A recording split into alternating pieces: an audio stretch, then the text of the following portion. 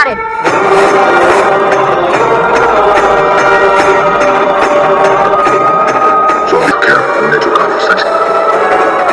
Jericho, that shit up on me though.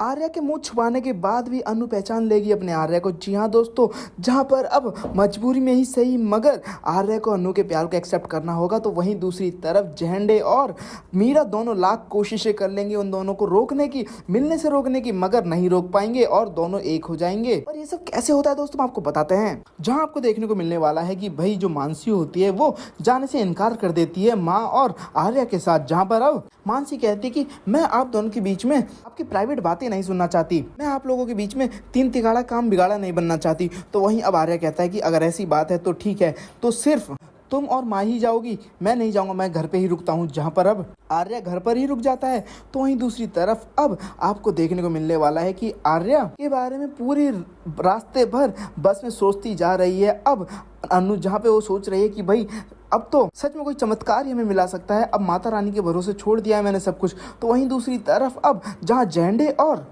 Meera एक दूसरे से बातें कर रहे होते हैं कि पता है अनु ने शर्त रखी थी सर के सामने कि 24 घंटे के अंदर वो नहीं मिली तो वो जयपुर चली जाएगी, अगर मिल गई तो नहीं जाएगी। अब ये पॉसिबल ही नहीं हो सकता क्योंकि सर तो यहाँ है ही नहीं, सर तो आउट ऑफ दिल्ली है। तो वहीं अब वो पूछती है कि कहाँ गए सर, और ये अनु होती कौन है शर्त रखने वाली। तो वहीं अब जहाँ झंडे बोलते हैं कि सर माता रानी के दर्शन के लिए गए हैं अपनी माँ जी के साथ। तो वहीं अब मीरा बोलती है कि अनु भी यहाँ नहीं है, अनु भी दिल्ली से दूर किसी माता रानी के दर्शन पे ही गई है। तो वहीं अब जहाँ एक साथ दोनों बोलते हैं कि भाई कौन से मंदिर में गए होंगे तुम्हें पता है, जहाँ पर दोनों एक साथ बोलते हैं कि जीवदानी मंदिर, जिसके बाद अब दोनों के पैरों तले जमीन खिसक जाती है। जहाँ मीरा बोलती है कि ऐसा लगता है जैसे कोई डिवाइन शक्ति इन दोनों को सच में मिलाना चाहती है, नहीं मैं ऐसा नहीं होने दे सकती। तो जहाँ ये दोनों आर्या को रोकते उससे पहले ही ये दोनों लिफ्ट के अंदर बंद हो जाते हैं और दोनों के फोनों में नेटवर्क ही नहीं आते।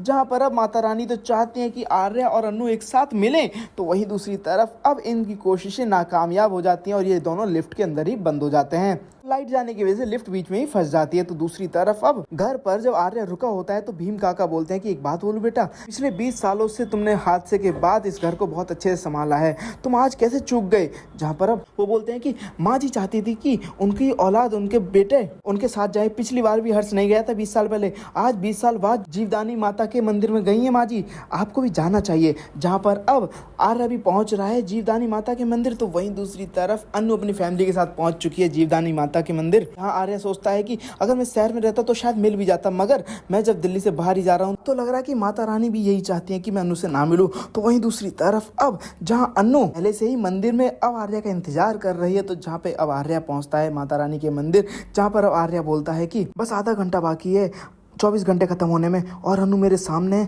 क्या सच में माता रानी चाहती हैं जो अनु कह रही थी कि हम दोनों एक हो जाएं, क्या सच में। तो जैसे ही अब अनु पीछे पलट के देखती है तभी आर्या पीछे पलट जाता है और जहां नीचे से रंग उठा के अपने मुंह में लगा लेता है और पलटता ही नहीं अनु की तरफ। जहां अनु आती है आर्या को प्रसाद देने के लिए कि प्रसाद ले लो, जहां पर अब आर्या पलटता ही नहीं। आखिर कब तक नहीं पलटेगा आर्या और कब तक अनु के प्यार से अपने आप को बचाता फिरता रहेगा। आप लोग क्या चाहते हैं, क्या आर्या को अनु के प्यार को एक्सेप्ट कर लेना चाहिए? तो मैं ज्यादा कमेंट करें, साथ ही से लेटेस्ट वीडियो के लिए हमारे चैनल को सब्सक्राइब करना ना भूलें।